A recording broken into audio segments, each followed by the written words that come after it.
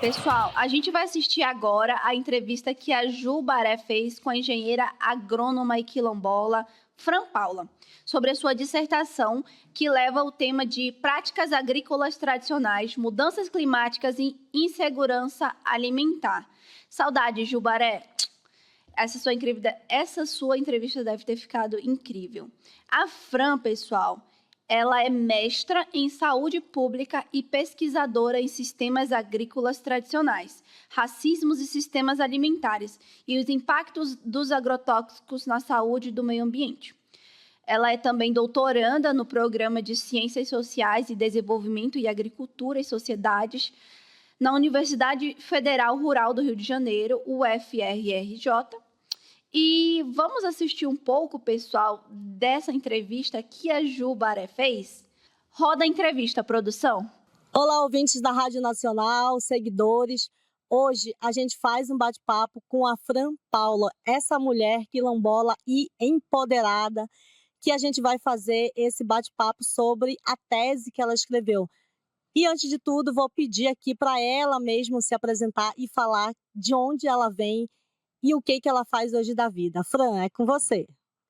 Bom, eu sou Fran Paula, né, sou quilombola do Pantanal de Mato Grosso, né, mas sou engenheira agrônoma de formação, tenho mestrado em saúde pública, né, pela Fiocruz, e doutoranda no CPDA da Universidade Federal Rural do Rio de Janeiro, pesquisando sistemas agrícolas tradicionais dos territórios quilombolas no Brasil. Obrigada aí pelo convite de estar aqui, né, falando, né, um pouco do trabalho, né, sobre pesquisa, mas sobretudo, né, eu sou uma mulher quilombola do Pantanal de Mato Grosso, né, que tem se dedicado, né, a levar e buscar o reconhecimento da nossa agricultura tradicional quilombola, né, dos direitos das populações afrodescendentes rurais no Brasil, na América Latina, e desse lugar de quem, né, ama a terra, a agricultura, né, apaixonada aí pelo trabalho com sistemas alimentares, né, saudáveis, sustentáveis,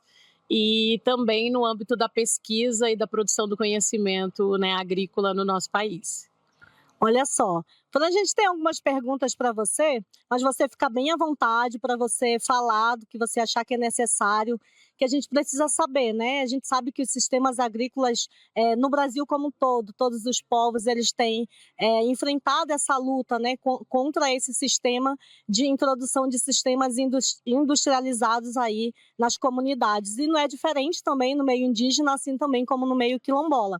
Então, eu te pergunto, o que leva você a dedicar a sua trajetória, né, dessa luta de pesquisa a esse tema de segurança alimentar e nutricional? O que levou você a chegar a começar a escrever sobre isso? Eu acho que eu parti de um lugar da ausência, né, das narrativas, né, e também desses sistemas alimentares a partir dos nossos territórios quilombolas, né. Eu sou agrônoma de formação, vim do estado, né, extremamente conservador, né, que é o Mato Grosso, né, com uma expansão muito grande do agronegócio, e a gente vê que isso se reflete também nas formações acadêmicas, né. Então, basicamente, os cursos de agronomia no Brasil, que é também, né, um campo, né, de pesquisa que eu adoto, né, eu falo que a agronomia e ciências agrárias de forma geral no Brasil, ela tem ainda uma perspectiva muito colonial e racista, né? É uma ciência que nasce da ciência do cativeiro, né, onde extremamente vinculada aos interesses, né, coloniais e capitalistas.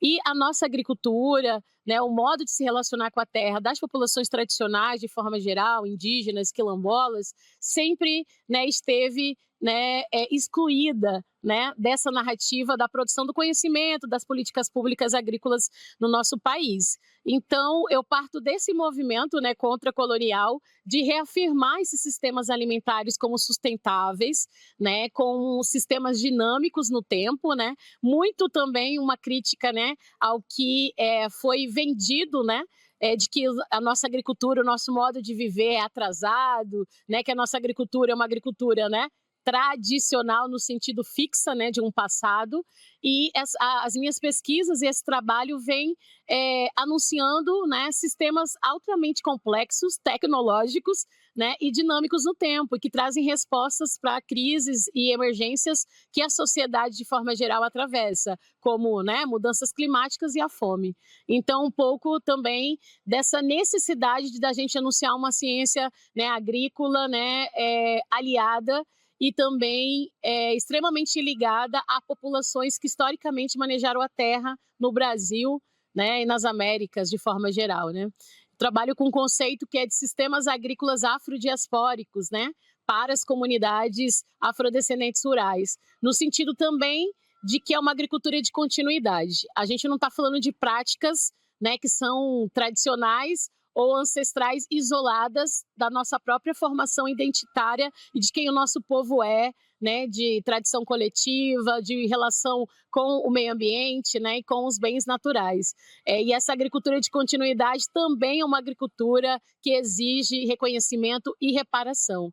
Então, os sistemas agrícolas afrodiaspóricos, que é o resultado da minha tese de doutorado, né, ele também é um instrumento não só conceitual, técnico, agronômico, mas político, né, para o reconhecimento e direito das populações afrodescendentes no Brasil e nas Américas, de toda essa diáspora africana, né?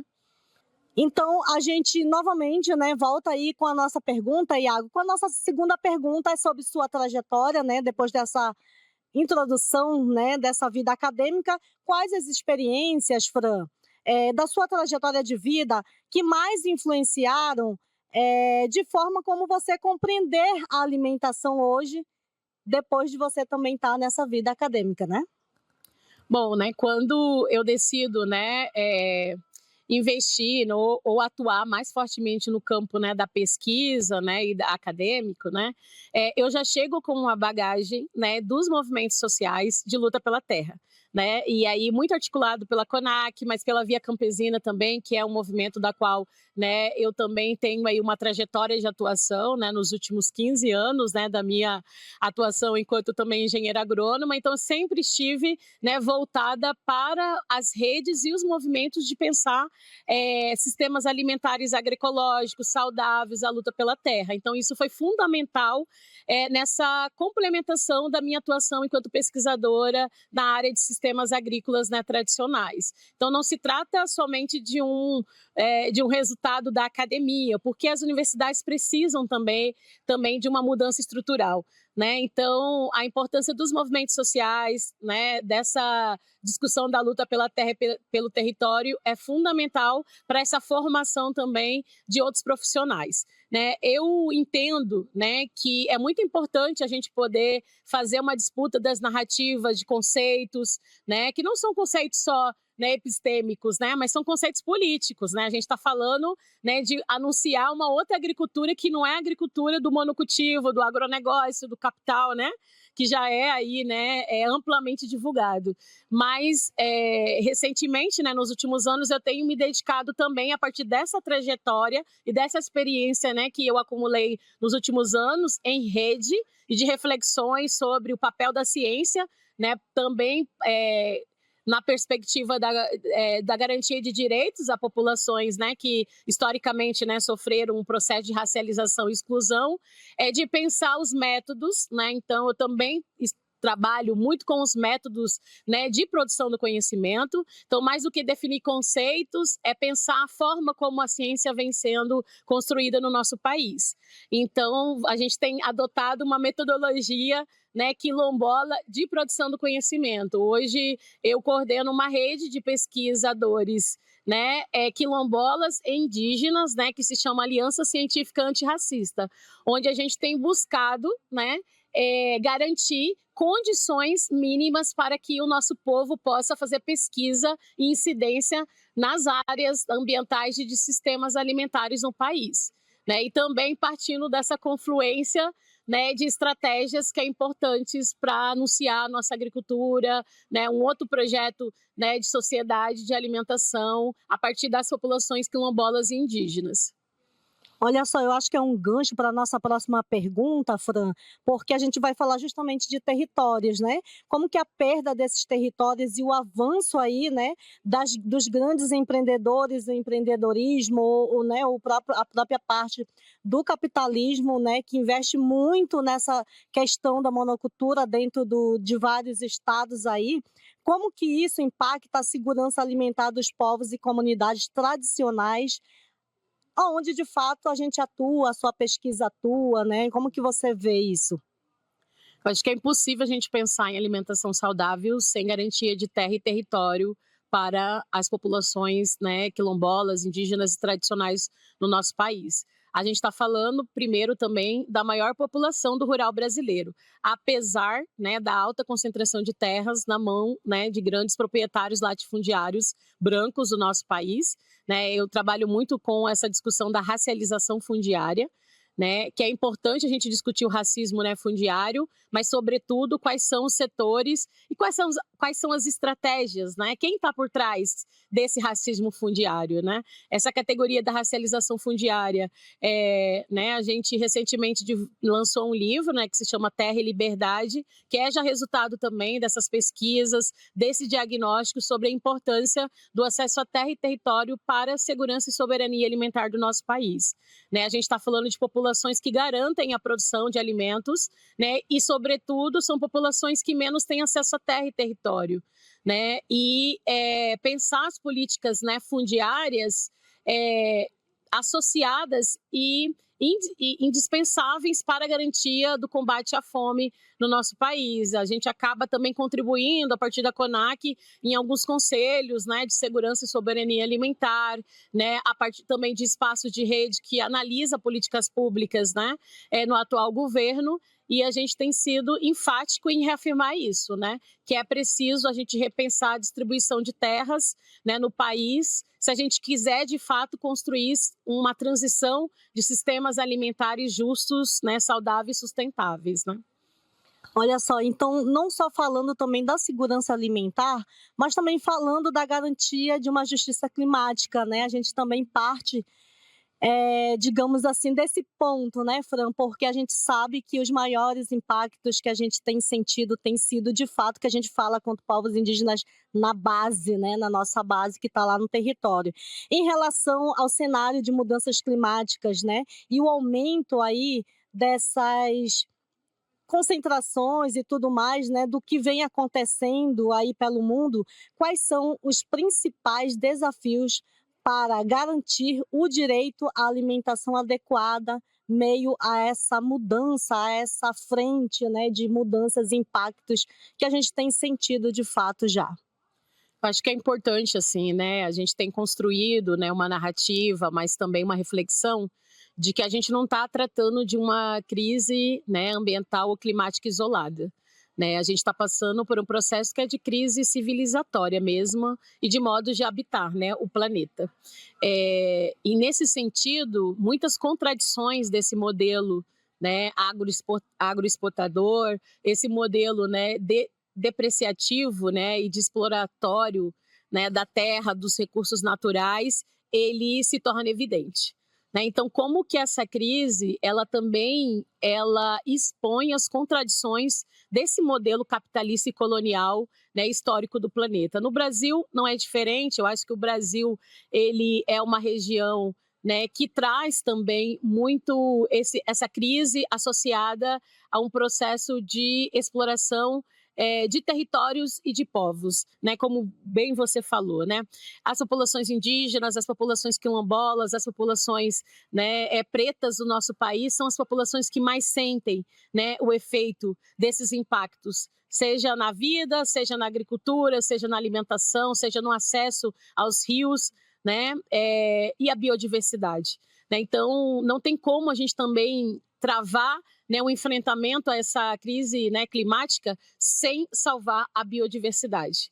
Né? Então, uma das linhas de pesquisas nossas é entender como essa perda da biodiversidade, que é fundamental para a alimentação do nosso povo, né, ela também tem sido um trabalho árduo, né, dos territórios coletivos, dos territórios tradicionais do nosso país, que não só guardam sementes, né, mas são, né, protetores da biodiversidade dos principais biomas, né, brasileiros. A gente tem dados e evidências, tem produzido, né, de que são os territórios, né, quilombolas, indígenas, né, de comunidades tradicionais que mais conservam biodiversidade do nosso país, né? E, sobretudo, são os territórios, eu sempre falo isso, é importante a gente fazer a denúncia do racismo ambiental, é importante a gente trazer como esses impactos têm recaído sobre os nossos corpos e territórios, mas racismo ambiental também é quando as nossas vozes, as nossas soluções,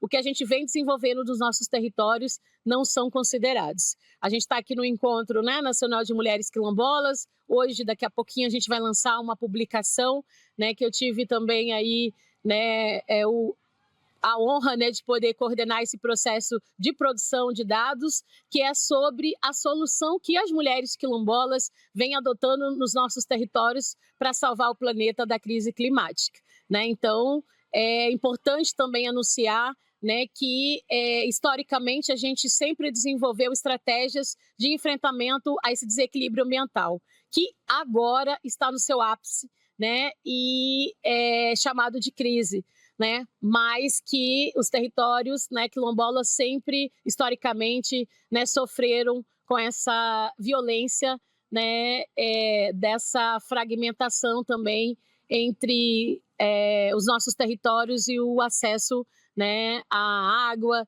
né, o acesso à terra, o acesso à biodiversidade. Então, acho que é importante a gente trazer, né, nesse contexto de crise climática, é oportuno, né, estratégico, porque o mundo também está discutindo isso, mas, sobretudo, a gente precisa falar das nossas soluções e da importância que é a proteção e a garantia dos territórios quilombolas para, de fato, a gente construir uma transição justa, né, ecológica, sem esquecer do povo e da gente, né, que conserva a natureza. Olha só, Fran, é justamente sobre esses conhecimentos, né, ancestrais que a gente fala.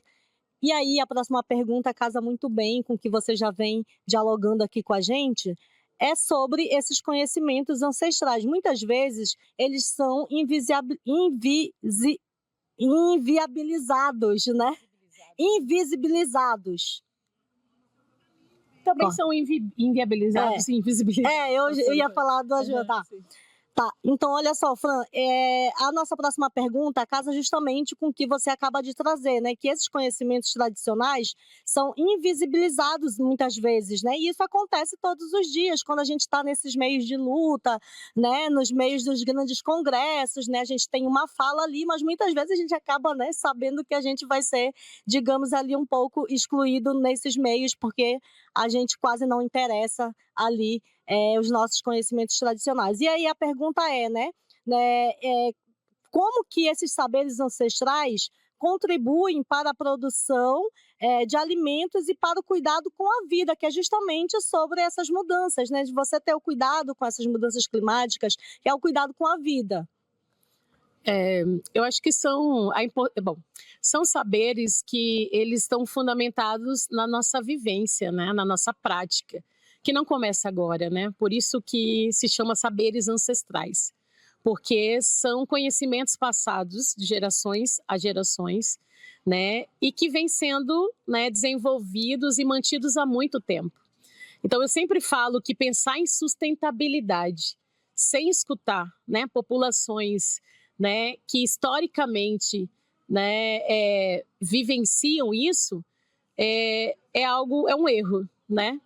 Porque se existem populações que mais entendem do que é sustentável e que vivenciam isso na prática, são as populações tradicionais quilombolas e indígenas, né? A gente maneja a terra há muito tempo, né? Então, quem conhece os ecossistemas, né, as dinâmicas, né, da biodiversidade, as dinâmicas, né, não é à toa, né, que o Nego Bispo, né, tem até um livro que se chama A Terra Dá, a Terra Quer, né, que é justamente sobre a relação e essa escuta com a terra. São povos, né, que entendem, né, de agricultura, que entendem, né, de preservação ambiental.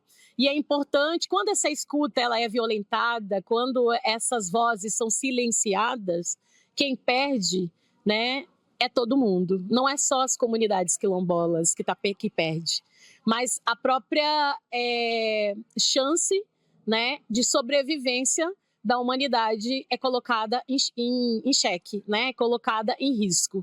Então, sempre, eu acho que o conhecimento, né, acadêmico, né, as universidades, a academia ainda precisa, né, repensar essa abertura dessa escuta, né, do conhecimento, né, tradicional e ancestral desses povos, porque senão a gente vai continuar cometendo um erro, né, que a colonização, né, implementou nesse país, que é construir uma agricultura, né, sem povos que basicamente moldaram a agricultura, né, no Brasil. Eu venho muito junto com a CONAC, outros movimentos, né, e outros pesquisadores e pesquisadoras que a gente constrói, né, essas pesquisas em rede, não é um lugar isolado, né, eu acho que é bom colocar isso, que já é também, né, quando você se propõe a ser pesquisador ou a entrar dentro dessa estrutura da ciência no mundo, é um lugar muito de violência também, né? A gente fala do racismo científico, esse silenciamento também é isso, né? De que algumas narrativas, alguns modos de viver e de produzir conhecimento são anulados, né? E é importante também que a gente construa, né, alternativas e meios de formas coletivas, né? Porque a academia, de forma geral, é um espaço que leva ao individualismo, né? E que muitos de nós adoecem, inclusive, por conta disso. E é importante, então, a gente estabelecer redes de produção do conhecimento com o nosso povo, com os nossos, para construir instrumentos e metodologias que fazem e que dialoguem com o nosso modo de entender e de produzir conhecimento, né? Então, esses saberes ancestrais, quando eles, né, são colocados, são divulgados, são estudados, eles não podem ser fragmentados da nossa própria existência e nosso modo de vida, né? A ciência também é sobre nós, né? Então, como que também esse processo, né, de pesquisa também perpassa por um repensar, né, como a gente produz o conhecimento, como a gente divulga e para que ele está sendo produzido, para quem, né? Eu acho que isso é importante pensar. Olha só, Fran, muito bom, né, fazer uma reflexão sobre isso, mas aí a gente traz a pergunta, a gente está aqui no bate-papo para a Rádio Nacional dos Povos, né, para que a gente dê essa visibilidade para esses trabalhos de pesquisa que vem acontecendo dentro das universidades, dentro da vida acadêmica, quando a gente parte, né, para essa vida acadêmica, quando a gente sai do território, e a gente quer mostrar que a gente está nesse meio, que a gente também tem potencial, né? E a gente está hoje aqui com a Rádio Nacional dos Povos, que é essa rádio que está conectando esses povos indígenas e quilombolas pelo Brasil afora. E aí eu te pergunto de que maneira, né, que a comunicação popular ela pode contribuir para fortalecer nesses debates sobre segurança alimentar, sobre direito a povos, territórios e tudo que envolve essa luta desses povos tradicionais há muito tempo. Como que a comunicação ela pode contribuir? De que maneira que a gente chega para contribuir? Acho que o espaço, né, de pesquisa, né, esse espaço, né, de produção acadêmica institucionalizado, ele ainda é um espaço muito afastado do povo, né? E aí eu penso quanto que a comunicação e toda a estratégia, né, de fazer com que esses trabalhos, essas pesquisas possam chegar, né, até as nossas bases, até os nossos territórios, até a sociedade de forma geral, que ainda, né, reproduz, né, um preconceito, né, e também tem uma visão muito distante, né, do que são os territórios quilombolas, do que são os territórios indígenas e da potência do que é produzido, né, nas nossas comunidades. Então, como que a gente é fundamental a gente aliar pesquisa e comunicação, né, que saia, né, essa produção possa sair, né, desses espaços, né, dessa estrutura acadêmica, né, que é muito ainda, né, afastada, né, do povo e possa chegar, né, de forma mais acessível, né, de forma mais ampla, né, ao conjunto da sociedade. É muito importante que a gente possa, né, dialogar sobre alimentação saudável, mas é importante a gente falar, sobretudo, né, da agricultura quilombola, da agricultura indígena, falar, né, dos nossos manejos, né, ecológicos, né, das águas, das florestas, né, e isso é uma forma também da gente romper com estruturas que historicamente separaram, né, as sociedades, né, da natureza, né, da alimentação. Então, penso que sem comunicação, né, esse trabalho todo, né, que a gente vem fazendo e lutando para construir esse espaço de incidência, ele fica um pouco também limitado, né? Então, acho que é muito importante essa iniciativa, né, da rádio e de outros canais de comunicação que possam ampliar essa produção do conhecimento, fazer com que essas pesquisas possam, né, ser compartilhadas e chegar ao máximo possível de locais, né, e de territórios, né, do nosso povo. Muito bom, Fran. E aí, já para finalizar aí o nosso bate-papo, né? Muito bom. Gostaria de ficar mais tempos aqui aprendendo, né? Ouvindo. Sempre quando a gente faz uma entrevista ou conversa com alguém, a gente aprende muito, né? E aí eu queria encaminhar já para a pergunta final, que seria quais os caminhos que você considera ou que você acha fundamental, né? Para que as futuras gerações possam acessar esses sistemas alimentares e seus modos de vida possam continuar ali dentro das nossas bases, sem mudar muita coisa, digamos assim, no tradicional. Eu acho que essas estratégias, né, de permanência, né, e de manutenção dos nossos sistemas, né, agrícolas e alimentares tradicionais perpassa muito pela nossa identidade, né? Não só pelo reconhecimento do Estado, mas pelo próprio reconhecimento de quem nós somos e da potência do que a gente vem construindo para esse país. E para que essa identidade, né, para que esse modo de vida seja motivo, né, de reconhecimento e orgulho do nosso povo, é importante que a gente possa repensar o território. A gente falou muito sobre a importância, né, do território para a produção do alimento saudável, né, para esses sistemas alimentares, né, continuarem, né, sendo reproduzidos, mas é o território que fundamenta quem nós somos, né? Então tudo passa, né, pela garantia também dos nossos territórios, né? A partir, né, disso a gente, né, reafirma a nossa existência, a continuidade, né, de quem vem, né, mas sobretudo dessas práticas que não estão, né, mais uma vez fragmentada ou deslocada de quem nós somos, né? Não existe pensar em sistemas, né, alimentares sem também pensar em manter, né, o nosso povo na terra, nos nossos territórios, com qualidade de vida, né, e com garantia de reprodução das nossas práticas, seja na alimentação, seja na saúde, seja no manejo da biodiversidade, seja na conservação das florestas, né? O nosso povo precisa, né, desse território para continuar, incluindo aí, pensando muito também nesse fortalecimento dessas redes nossas, né? Para que quando os nossos jovens, as nossas crianças chegarem, né, a esses espaços, né, acadêmicos, que eles possam chegar em um ambiente mais justo, né?